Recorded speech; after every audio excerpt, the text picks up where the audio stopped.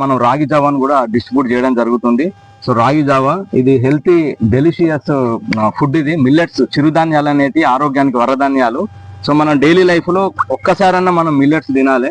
ఈ జావా అనేది చాలా ముఖ్యం. రాగులు కాబట్టి ఇందులో కాల్షియం ఉంటుంది బాగా. ఈ కాల్షియం అనేది ఎముకల పెరుగుదలకు, బ్లడ్ ఎక్కువ ఇంక్రీజ్ చేస్తుంది. మహిళలకు బ్లడ్ అనేది తక్కువ ఉంటది కాబట్టి సో ఎక్కువ ఇంక్రీజ్ చేస్తుంది. పిల్లలకు ఎదుగుదల ఉంటది కాబట్టి అవయవాలు ఎదగడానికి కూడా ఈ కాల్షియం చాలా ఉపయోగపడుతుంది. కాబట్టి రాగి జావా అనేది ఉదయం టైంలో తీసుకుంటే చాలా మంచిది, నైట్ టైంలో తీసుకోవద్దని ఆహార నిపుణులు చెప్తారు.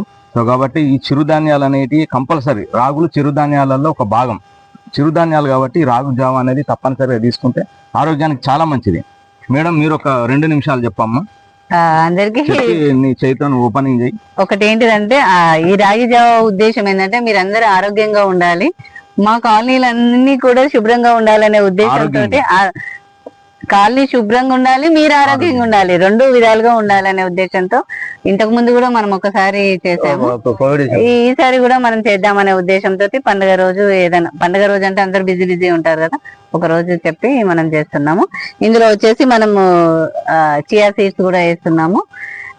అందరూ ఆరోగ్యంగా ఉండాలి, కొలెస్ట్రాల్ గిట్లా అన్ని తగ్గిపోవాలి అనే ఉద్దేశంతో. Thank you. అందరూ ఇది చూసి టేస్ట్ చెప్పాలి. మీరు ఇచ్చేయండి.